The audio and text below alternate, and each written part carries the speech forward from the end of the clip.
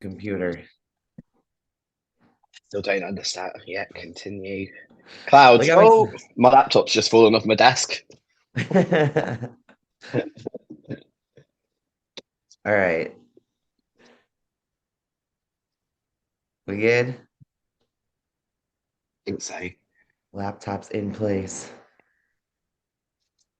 All right. So we're still Sisters of Iron is what we're going with, We have right? now. We have a name. We are not Yeah. unnamed. Sisters of Iron. Super excited to have Romana here with us from the UK. Woo. So we're all in different time zones right now. Uh-oh. Did Romana just pause herself? It seems to be Little that way. glitch. Little glitch. There we go. Did I freeze? You froze. There was a bit of a lag, so I just joined my Wi-Fi. I think did you say something about me being from the UK? I That said was the it. last bit We're I we're all got. in different time zones right now. Yeah, yeah. So I'm over in the east side of the UK. It's very flat. Awesome. And I'm in Minnesota. Anastasia's in Florida. In Florida. Jealous. I've not been to Minnesota. I have been to Florida. But Go to Minnesota, I haven't Florida. had the pleasure. Just you don't need to worry about Minnesota. All right, so super excited to have you on the show today. There's like a lot of things, a lot of questions that I have for you. But let's just like kick off basic resume bio, get the boring questions out of the way. I know that sounds terrible, but it's like every single podcast starts with when did you start bodybuilding? When did you To start be fair, I've not competing? done a podcast like that for quite a while. So yeah, that's gonna be cool to kind Yeah, of revisit let's give like revisit that sort of a stuff. little background. So you started in figure, worked up to Yes. women's physique, then went to women's Yes. bodybuilding. Um, Yes. tell us like the progression of Uh, you working up in the divisions. so I kind of tripped and fell into bodybuilding. I was a CrossFitter, and I injured my hand and I couldn't CrossFit, but I could still train. So I started training in a normal gym rather than a CrossFit gym. And one of the PTs there was saying, have you ever competed? No. And after I injured my hand, I had quite a bit of time off work and sort of thought to myself, I need something to occupy myself because 6 weeks off work, I'm going to get bored out of my mind. So I said to her, I was like, right, you've been nagging me to do a prep. Let's do a prep. So 12 weeks, stepped on stage in PCA Federation over here Oh, in what was toned figure. So the sort of softer figure look. Okay. Um, so did that. Had not got a clue what I was doing at all, but loved it. So I had no idea about anabolics, about any sort of fat burners, and it was a completely just diet and cardio prep.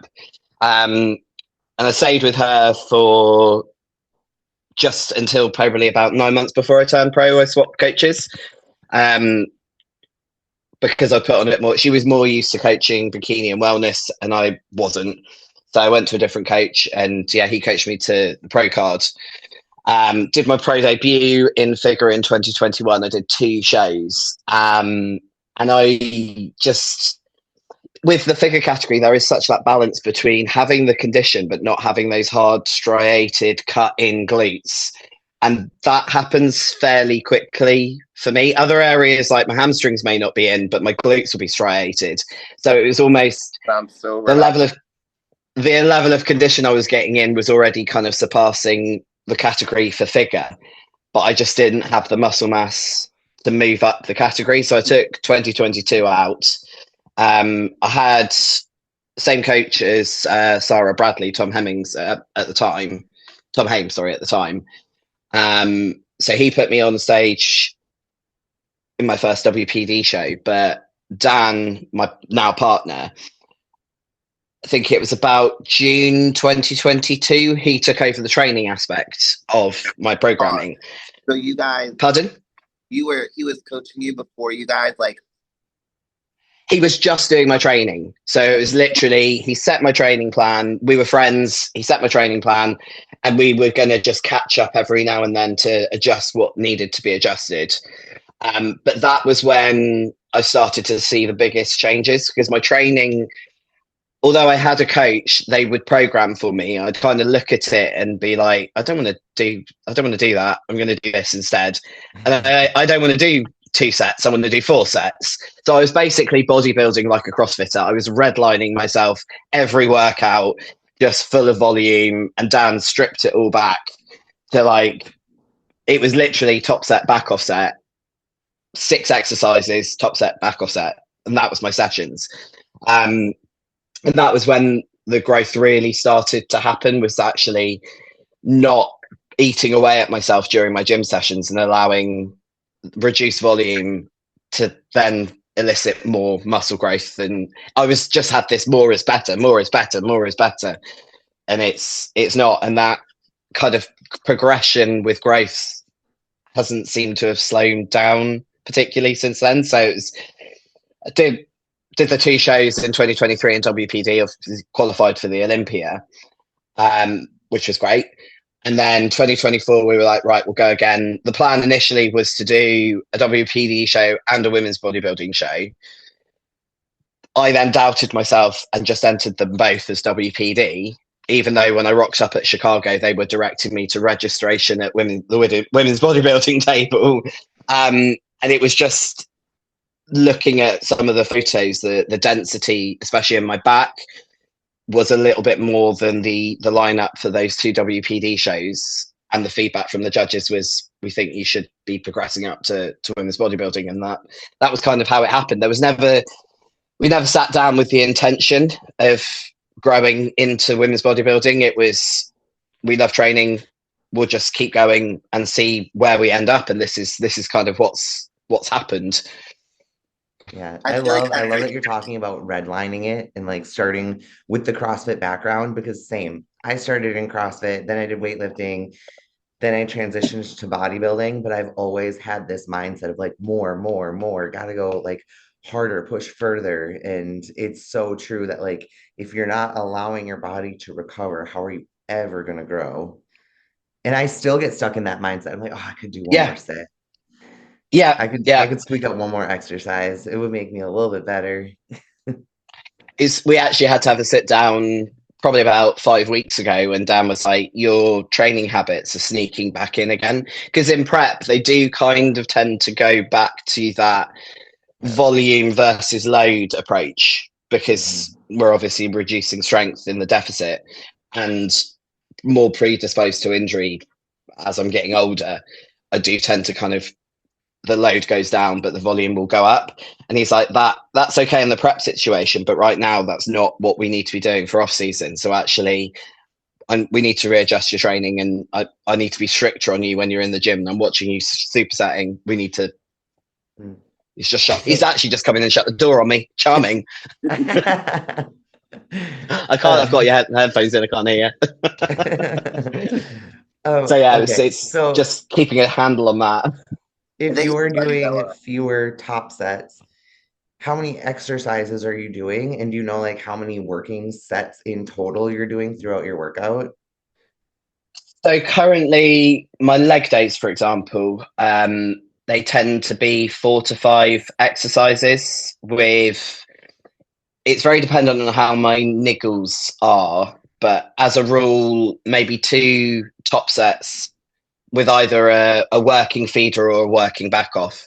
Because I find it quite hard to kind of go, right, this is a feeder set, this is a top set, because one day I'll go in and what was my feeder weight will feel really fucking heavy, and it will actually end up being my working weight. And then other times it feels really, really light, and that ends up being a feeder set to a top set, so I don't do a back off set.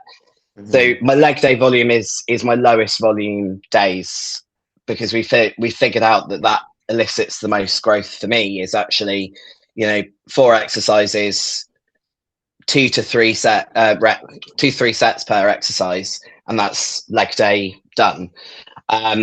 Back 6 to 7 exercises, but 2 of those could be arms. My push days I split it's like I have a delt bias day and then a chest bias day, but with one exercise of the other in that day, and then I just squeeze some arms at the end. I'm not very good at training arms, which is bad. Just They're my naturally weakest have body part. amazing arms. No, they're my weakest body part. Me too. Me too. And if I'm someone were to just ask me, like, what's your least favorite training day? I don't really have a least favorite training day. I love to train, but if I had to pick one, it would be arms. I love we've arms. tried. Yeah, It was when you said in our chat about next week, and you were like Friday's arm day. I was like,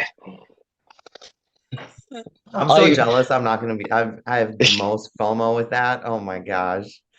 so excited, so excited. We had to ditch having a separate arm day for me because it would be the day that if I was having a like busy week with work, it'd be I'll have to skip that day. So for me, it worked better. I superset my arms with my chest or delt movements because in my head it just works better. It's like whilst I'm resting from lat raises, I'll be doing some bicep curls or tricep push down and then go back to the lat raise.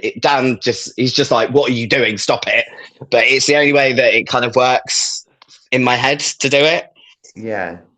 When So I did Anastasia, that way, I ended up never training arms. I would get to the end and I'd be like, I felt them a lot. I'm good. So for me, you have a solid arm day. yeah, a whole You arm do. worked. So for you, Anastasia, how many exercises, how many working sets do you typically do in a training day? It's really similar to Romana's actually. Like legs are a little less, except for hamstrings and glutes. I have like a million sets for those, but trying to bring them up. Everything else, it's usually like 2 to 3 sets of everything. I used to train exactly the way Romana did actually when I was going for my pro card. I did that exact training model, like top set, back off set, top set, back off set, and that was it. That worked really well for me, but I kept injuring myself when I did that. So we've switched to a little bit higher volume, and that's been a little bit better for me than that way. But I loved training like that. It's so much fun. Yeah. When you were training like that and you were injuring yourself, were you doing tempo or were you just like all out going for it? Yeah, I think, I was going through a lot in my life at the time. So I think I would just kind of channel all of that into it. And I was probably trying to move loads I wasn't necessarily ready for yet, but my heart was ready for it. So I just did it. So it was I can relate to that heavily. yeah. So reining it back in with a little higher volume has been better for me. It's still heavy, but it's not like I'm trying to go all out for 8 to 10 on like a squat and I'm not able to actually walk after that. So kind of that balance for me too. So something that both of you said, like Romana, you had mentioned, what did you say? Um, Sometimes it's heavier, right? Like the same load sometimes feels extremely heavy. And Anastasia, you were talking about how like your body wasn't quite ready for it, but your heart was. I think that's something that you learn as you mature as an athlete, when to turn it up and when to pay attention and be like, okay, today I'm going to slow the tempo down. I'm going to make this weight move well rather than be obsessed with this like progressive overload. Like that's still progressive overload. It is. I have to remind myself of my clients all the time. Like you're still progressing if your form is better. You're still progressing if you're more in control. You're still progressing if, you finish the set and all the reps look the same. It doesn't have to be a heavier load, but we all get stuck in that mindset of more and more and more, just like you were saying. It's for me, for my leg days especially, they're my most vulnerable days. So I've had knee injuries, I've got lower back issues, piriformis syndrome, that sort of thing. So for me, that progressive overload is very much driven by tempo rather than load. And if I can progress the load, then it's like, yes, great. But I haven't actually logged book since 2022. So I have because I was shift working at the time, and the impact that had on the ability to replicate load and reps and progress from that week on week was so dependent on, you know, had I been on night shifts that week, had I been on the week of annual leave, had I been on day shifts, had I been off late. So it was just for my own mental well-being, I had to just chuck the logbook out the window. So it isn't something I have awareness of certain lifts of what I'm lifting, but I gauge my progressive overload more by how my body feels when I leave the gym, because I still don't sleep great. So I still can't necessarily consistently replicate the same session and progress that. I don't think anybody can. I don't think it's realistic expectation to put on yourself, because there's so many different variables that can impact how you perform in the gym on a certain day. And that doesn't, like I said, it doesn't mean you're not progressing in some way, shape or form. Mm. To the shift work thing, you're in the medical field, I think, right? Yeah, so I'm a paramedic by registration. So officially on paper, I'm still a paramedic. I worked on the ambulances up until 2023. So I left the ambulance service not long before the Olympia. And I'd done nearly, I think, 18 years on the ambulances. Was doing CPR 3 days out from turning pro. That was fun. Oh my gosh. It's like, you know, that point in prep where sitting down hurts your sit bones. Mm-hmm. It's like try kneeling on concrete, compressing somebody's sternum when you're basically a bag of bones. That was probably all the cardio you needed for like the rest of the prep. Yeah. And it was like I turned pro, drove home, went to sleep, slept all day, got up, did a night shift after turning pro. It was like back to reality with an utter bump. And I think that's the reality that we go through that a lot of people don't realize. Like I think, and even I did growing up in the sport before I turned pro and got around other competitors. I thought all these pros just, you know, worked out and trained and went to bed. I didn't like really fathom in my head that, okay, this person has a real job that they're either taking time off from or waking up and going right back to. And now that I'm in it, like I'm living that myself. But I think a lot of people that just watch us don't really realize that we're also juggling all the same things other people are too in this. Yeah, definitely. And I think there's no, because I've had people say, oh, it's got to have been so hard doing shift work. But I've also done it when I left the ambulance service. I also did a sort of Monday to Friday 9 to 5 training course, and I actually found that harder than shift working, because with shift work you do your 4 days on, you got 4 days off, and you still have 12 hours either side of that shift. But when you're doing 5 days a week, 8:30 till 5:30, where's the time? Where it's like you've got 2 days off. So that was very alien to me. Yeah, that's why I put if you, your guys, I'm not expecting you to follow my schedule, but I work usually 5 a.m. to noon, and then I'll be done for the day. So that way I still feel like I have a day where I can do things, but I wake up at like 2 o'clock in the morning to do it. So people think I'm crazy, but that way, like you said, then I'm not getting done work at 5 p.m. and I have 3 hours to do my training, eat, and relax. It's just not going to happen. Yeah. That's what I do, and it's really hard. It's just, I'll wake up and do my fasted cardio, go to work 8 to like 4:30-ish, and then I go to the gym at 5. No, it's not great. It's not ideal. And then I get home, it's like 8:30, 9-ish, and I'm like eating a meal, shower, pack meals for the next day, get in bed. And it's just like rinse, wash, repeat. But it's like when you get into the day, it's just checking the boxes. Check, on to the next, check.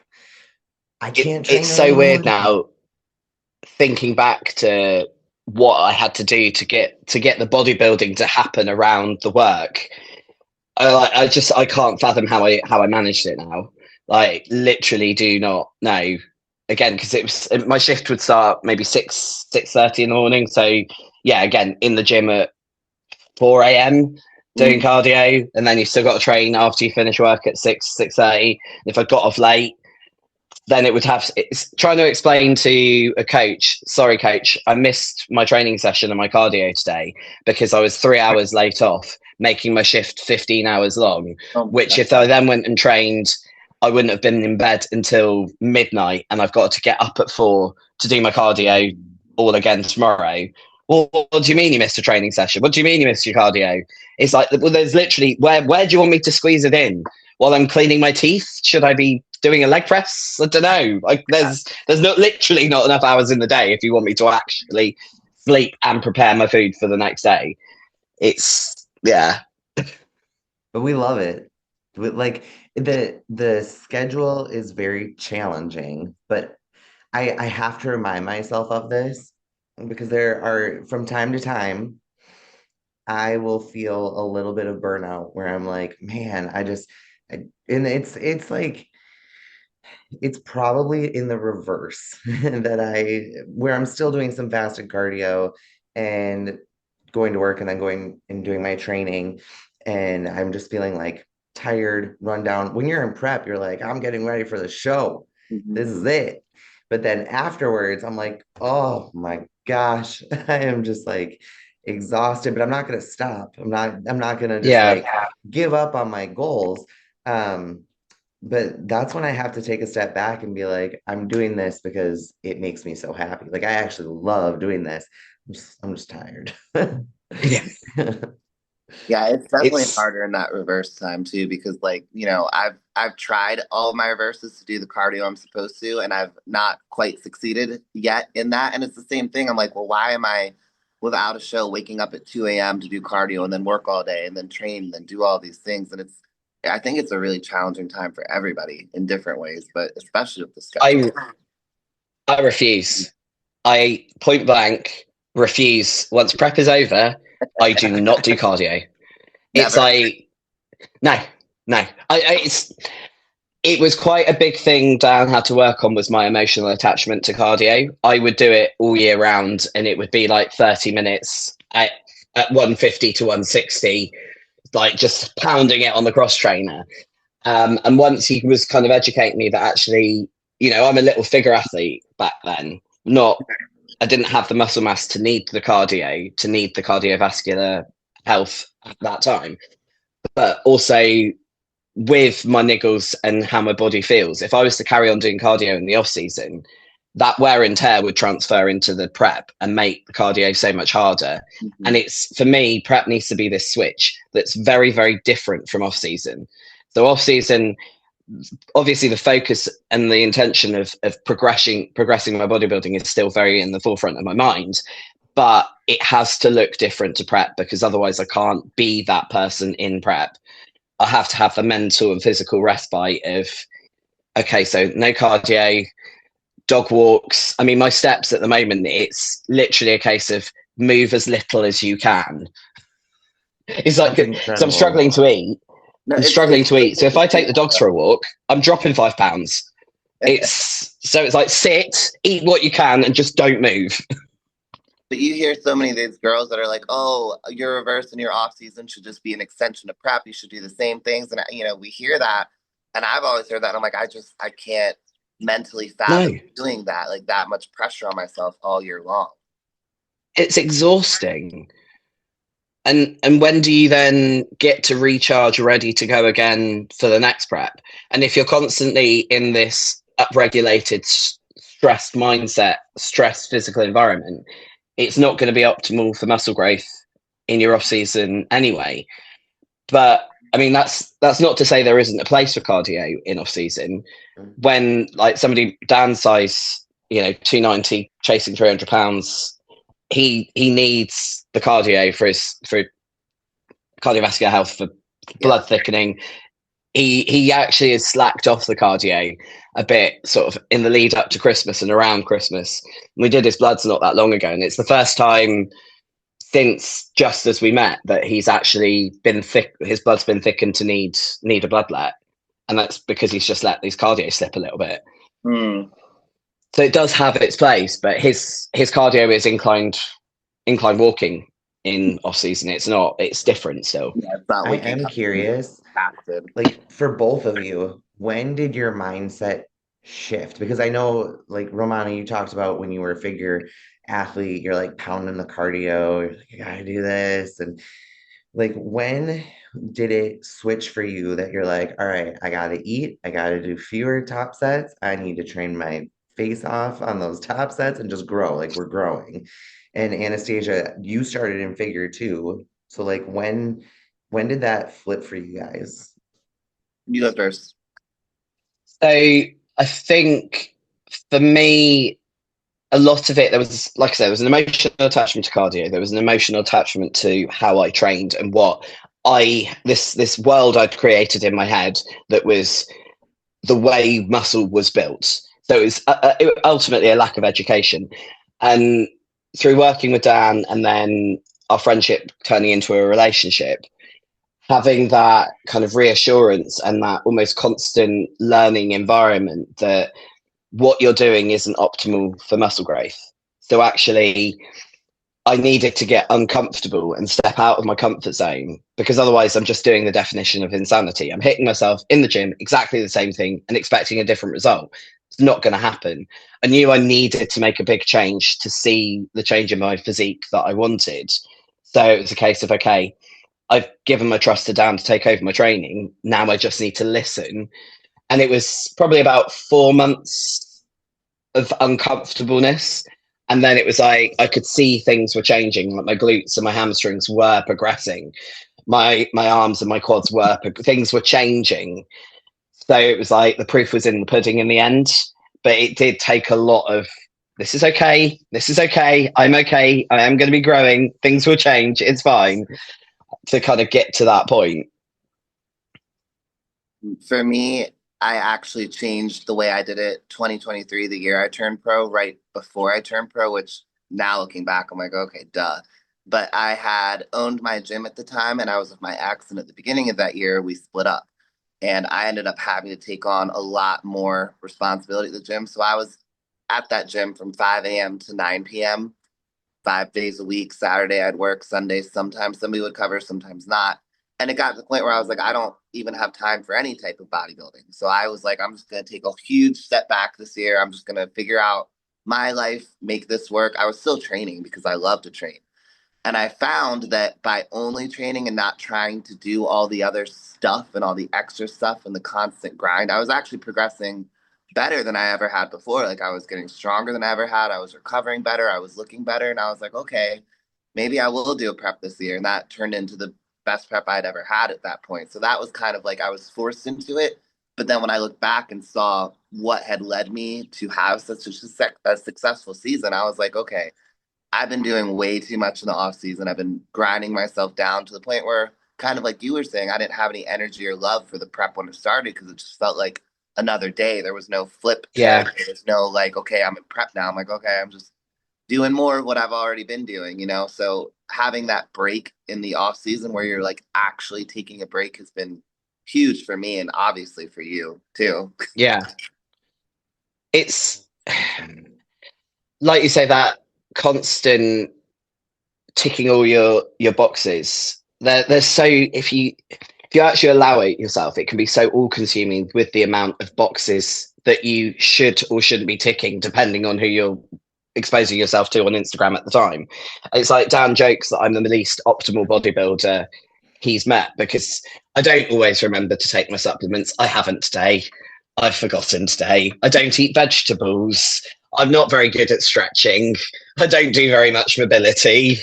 It's kind of picking my battles because if I try and do it all, I'll end up just too overwhelmed to do anything. So doing what I need to do to the best of my ability, which may be very basic on some people's fronts. Well, it's done me well so far.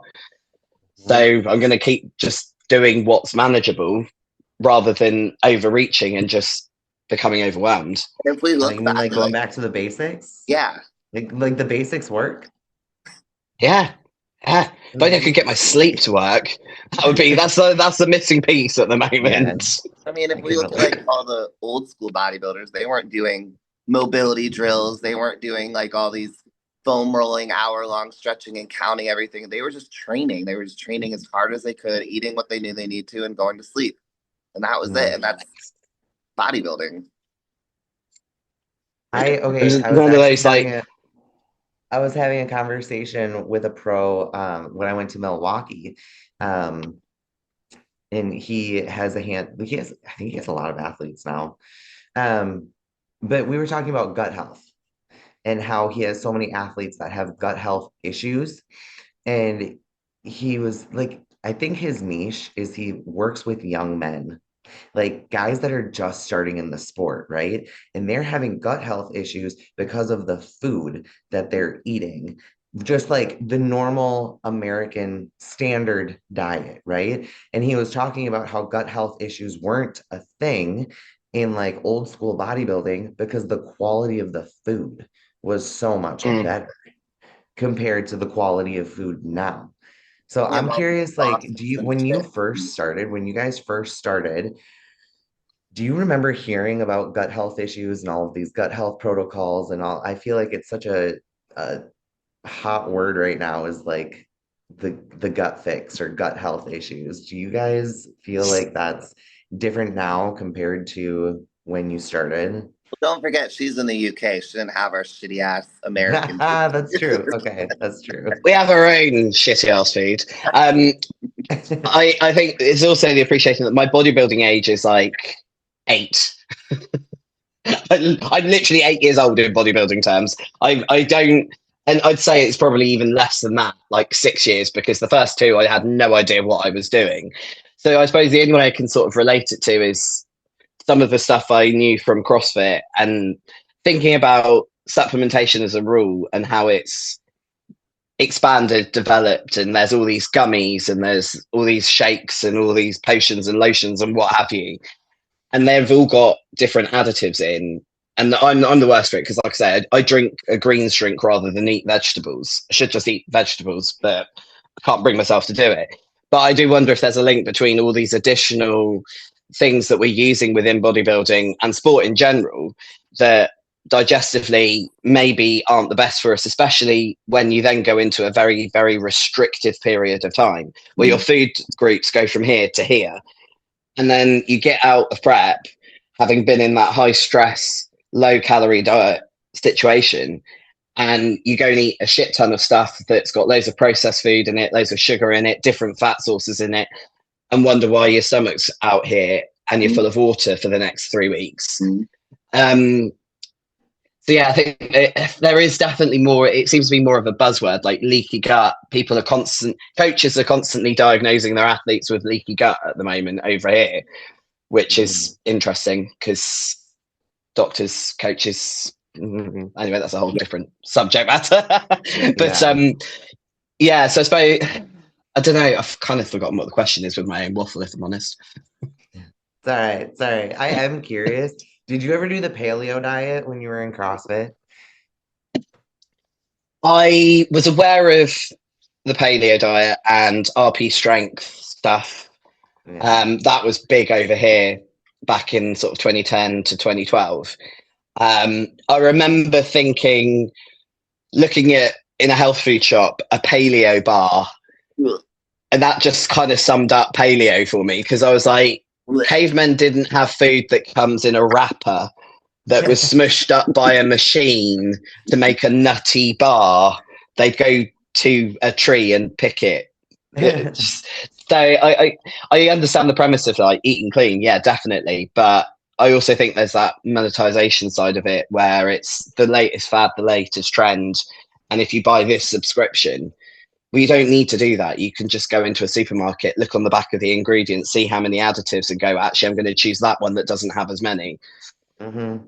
I really think Absolutely. So as simple as I that. didn't, I think yeah, that's what I it is with didn't, all the additives and shit that they have in everything you put into your body now. There's so many different things in it. And of course, your stomach's not going to be able to digest that, especially when we're eating in yeah, off season over 3,000 calories a day, depending on the person. Like sometimes mine get up to like 5,000 a day. And if I'm eating junk in that, I'm not going to digest any of it.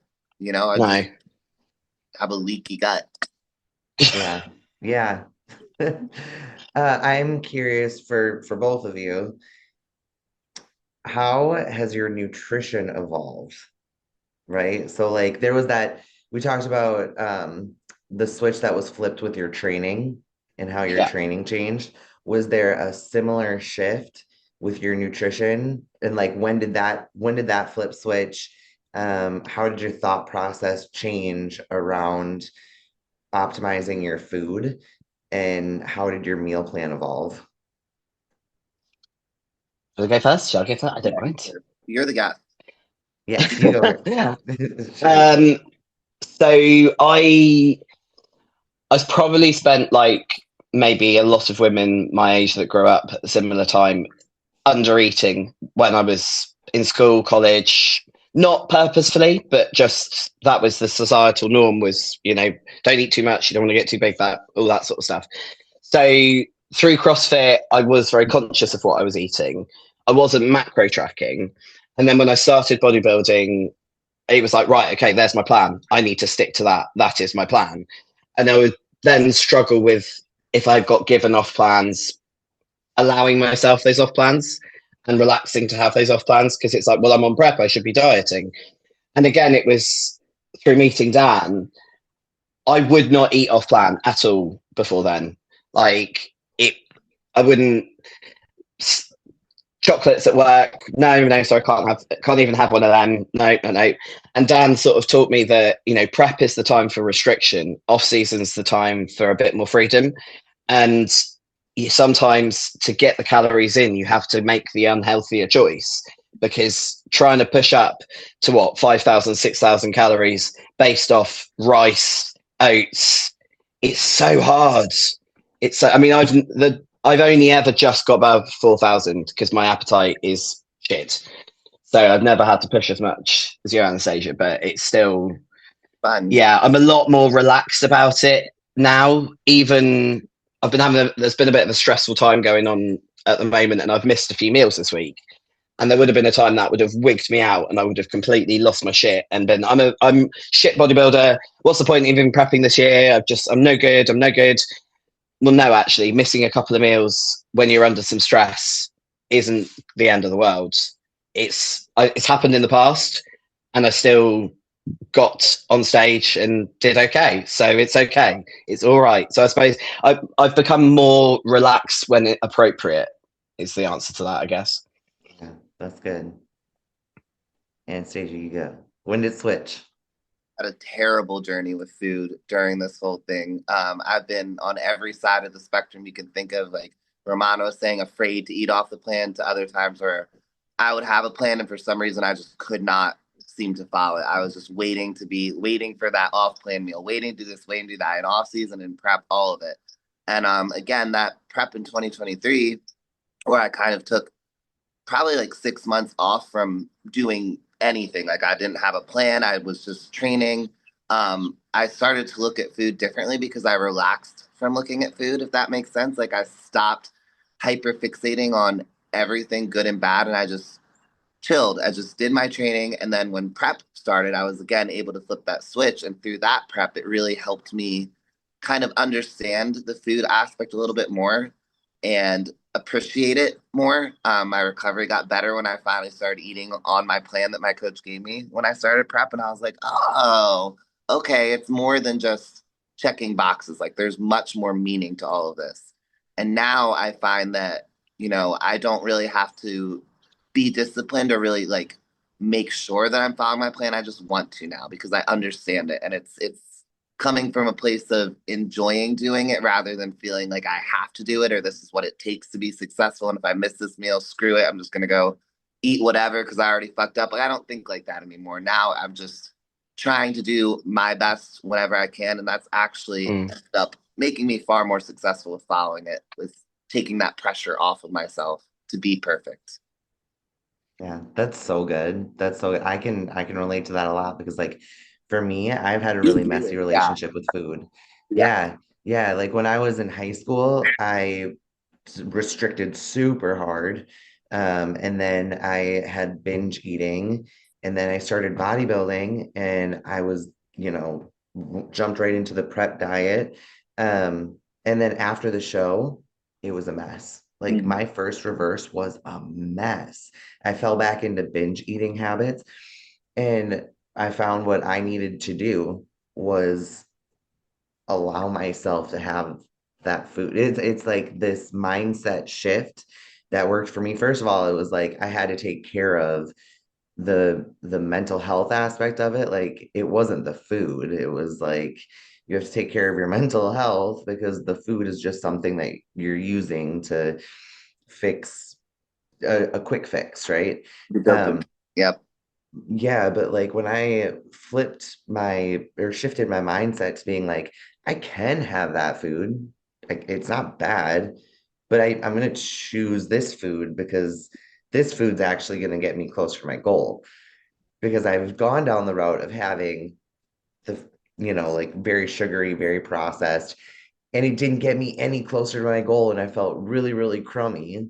But if I eat my meal plan and I'm satisfied by my meal plan. I love like it's great. And then I have when I go to holidays and family events and birthdays like off season, I'm allow those meals, it's like Yeah. life's too short. And that's what prep's for. Like prep is for the time to diet super Well, hard. But and I feel like you've really made a lot of growth in that area, Elizabeth, like just since I've known you. thank you. Like, Yeah. honestly, I remember Yeah. the first time you came to my gym, Powerhouse, and I was getting my pre-workout meal ready. And in my meal plan, it said 2 tablespoons of peanut butter. And I just reached in and grabbed some and threw it in. And you were like, "You're not going to weigh that? You're not." I was like, "I'm in off season. I am not going to weigh peanut butter in my off season. I Please." was shook. I was like, what? You're just willy-nilly gonna go in there with a spoon and Yeah, scoop no, out your peanut butter? Oh my gosh, so funny. but I feel like you would do that now. Back then, you wouldn't have. I'm still a little too rigid now. I won't even lie. Like this is a good conversation for me, hearing you ladies talk about training and about nutrition because I will not even lie. I stay a little too intense in my off season. Um, my mindset is so like, oh, I want to qualify for the Olympia so bad, but it does like if you grip so tightly, like it does And you get yep, burnt out. You get yep, burnt out. So it's like Yeah. letting go a little bit, actually. I think peanut butter. I was just, as you were talking, I was thinking about my reaction to weighing. I think most of the time it's to make sure I'm actually eating enough, not eating too much. I'm more predisposed to accidentally under eyeball than over eyeball. So it's more I'll use the scales for that. And if I am over, I'm not scooping out oats or whatever in off season. It's just staying what it is, unless it's fats. Yeah, Because we're with my appetite being where it is, I know that if I overgo on the fats, that's just going to be my appetite tanked for the rest of the day because it does really really satiate me and then just makes the whole rest of it even just like 5 extra grams. I'm like, I don't want that next meal. Don't make me eat it, please. I can't relate. I really can't relate. I got an appetite. Like, I used to. I can I eat. used to have an appetite until I did that off season from figure to WPD. And it just, yeah, it's just never got back to the same. Food focus in off season is completely non-existent. Even for Yeah. off plan foods, I'm just not interested. Like I'm sat here, you won't know. I don't know. Pret is quite a nice sandwich shop over here in the UK. I love a good Pret sandwich. It's just been sat there the whole time we've been doing the podcast. I haven't eaten for quite a while, and I'm just not hungry. So it's a real like. Even now, we had a 6 week diet, tidy up, intuitive eating phase over Christmas, and I dropped 10 pounds, and I'm still not kind of gagging for the next meal. I wish I was. I Yeah. wish off season. It's literally 2 to 3 months into off season, and I'm already struggling with my diet, with my food. And it's not like Dan's cranking it up ridiculously, and it's not like we're on shit tons of gear that's suppressing my appetite or anything like that. I mean, yeah, maybe I should do some cardio. That might make me hungrier. Oh my maybe gosh. Still, Maybe I'll get there still this not doing off cardio. season. Maybe I'll reach that point this off season and just get huge. you will. You will. Okay, so It did closing. take. I was just going to say it did take that off season was probably that 2022 off season was probably my sloppiest off season. Like as far as condition, it was probably the most body fat I ever have got up to. And I don't know whether that's a reflection of why now I can't get that full. But it's, yeah, sorry, riffling That's again. the biggest you got, but also that's like the biggest you got, right? Like I'm sure at your next show you looked like a different competitor. Yeah. From 2021 to 2023, I went from 10th place in figure to 16th to second and then first. So it did its work. Yeah, I think it worked, definitely. It's like being scared to put body fat in off season, putting on body fat in off season. It's not beneficial to your goals, but it's like you just have to keep your health in mind. You do. You have to. I love Yeah. gaining little fat backs. Then I get boobs again, and I get a butt again, and that's kind of cool. I like The benefits of off season. Have you found, Anastasia, the more muscle you put on, the harder it is to lay down the body fat? What do you mean? So as you've got more muscular, Mm-hmm. I've found it's harder. I seem to stay leaner. Yes. Despite my calories being as they were the previous off season, the way the body fat is being laid down and distributed is less than it is. And that seems to be a theme off season after off season. Usually, like when I calm down with my like over obsession with my food, I've lost appetite a lot too. Like now my friends will be like, "Oh, let's go out to eat. What do you want?" I'm like, "What do you want?" Nothing. I'll just go wherever. A break from eating. Like not interested in it. But that also helps because like in my bad off season, in my bad reverse, I was just looking for any excuse to go eat whatever at any time. And now I just don't really have an appetite for it, like you were saying. It's just not as interesting. So I think it's kind of gone hand in hand with like more musculature, obviously higher base metabolic rate, but then I'm also just not as food focused. So over the weekends, I'll go out with my husband and we'll get like almost 20K steps in over 2 days, and then I'll drop weight and I'll have to go sit and do nothing again, like you were saying, and eat and eat and eat. And it's like, oh my God, it's so exhausting to do all of that. Yeah. So good. Luckily, I have a very stagnant job now, so I can just sit on my ass for hours. I know. For my work, I get about 13,000 steps in, like from a work day, typically. But then the days when I'm not working, I'll look at my steps. I'm like, oh, 3,000. It's great. Yeah. So, closing this out, I want to ask both of you, what advice do you have for somebody that is starting in a division like figure and wanting to move up to the bigger classes? What advice with training, with nutrition, and then also what I wanted to ask was, what should they expect? Both from like a physical side and an emotional side when it comes to moving up in the divisions. To never be able to wear a bra or find one that fits, or be comfortable in it more than like 30 seconds. Mm-hmm. Like my biggest issue in life right now, because I have to wear XL size sports bras, but I don't have anything to put in them. So I'm just like, oh man, like, So it's just like, it's like wearing a corset. My ribs just get, and then cheese wire traps. My biggest pet peeve is when you buy an extra large bra and it's still like the same circumference, but like you got these big knockers, and I'm like, we'll just return this. Like what? We should make a clothing brand. No, like, specifically. I've thought about it so much. That all the time. Big backs, little titties. That's gonna be the name. I love it. Yeah, it's so good. And it won't go by cup size; it'll just go by lat width. Yeah, because that's what's it got to be. I suppose advice for women looking to move up the categories: it's time, it's consistency, and you can't cheat it with drugs.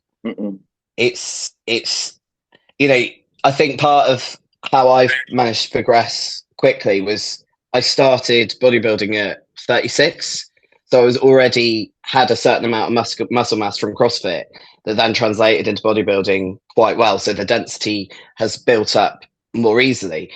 But when you are sort of in your early 20s, you do have to just take that time to train, to eat, to sleep, to recover, to train mundane monotony. But it will happen with the consistency of it. But you can't drug it on No. because you won't last. And that's what I tell everybody. Pretty much the same. My answer to that question, the same thing. Get really good at the basics and just do them. Train as hard as you can. Don't leave any reps in the tank. Like actually train with intensity.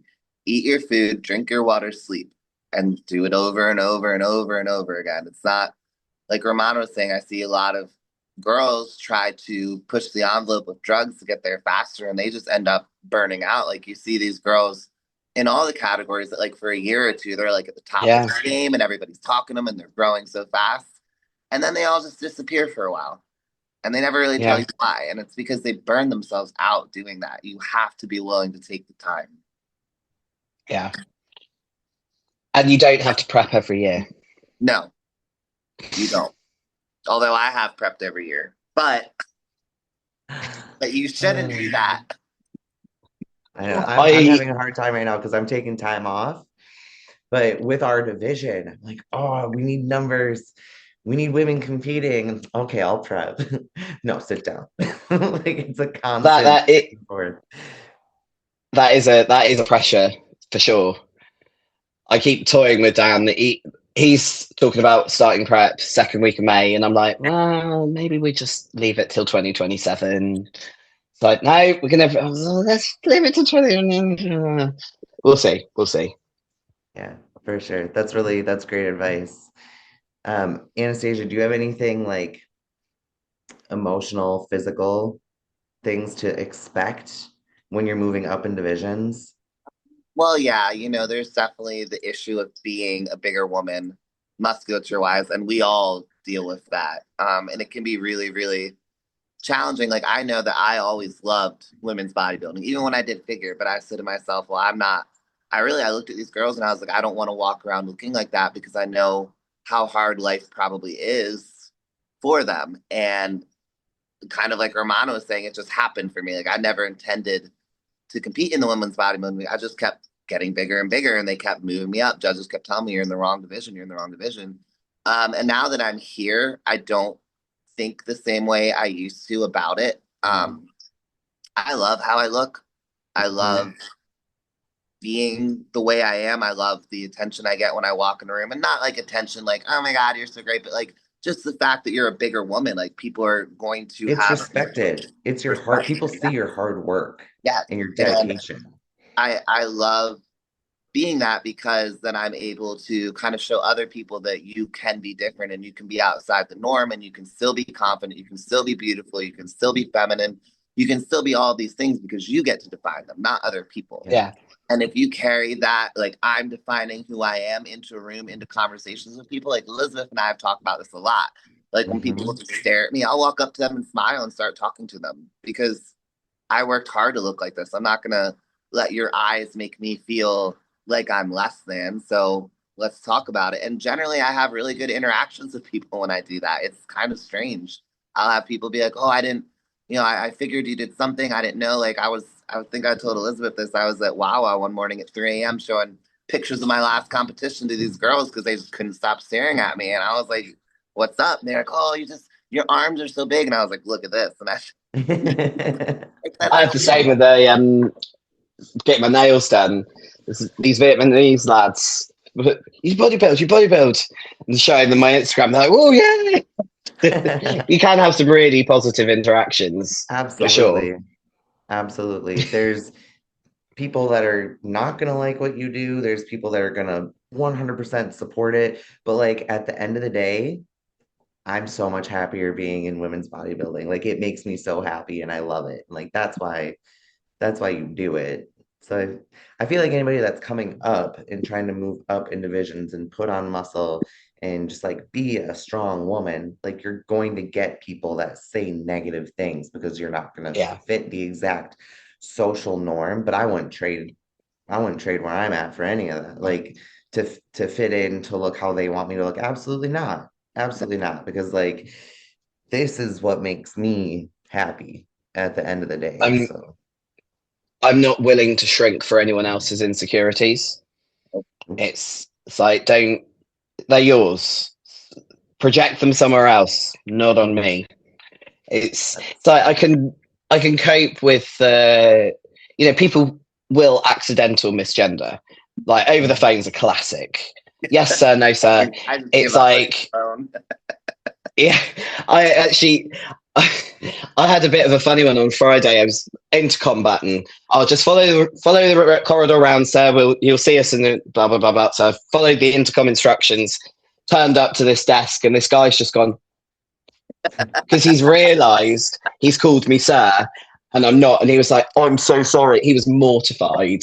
It's just it's like, it's gonna happen. It's the ones that do it like I quite often have to hold Dan back when we've been in airports and people have just said snide little comments, traveling back, it's hot, you're in the vest top, you're shredded because it's been prep, and there's some guy talking about being a bloke, and Dan's like just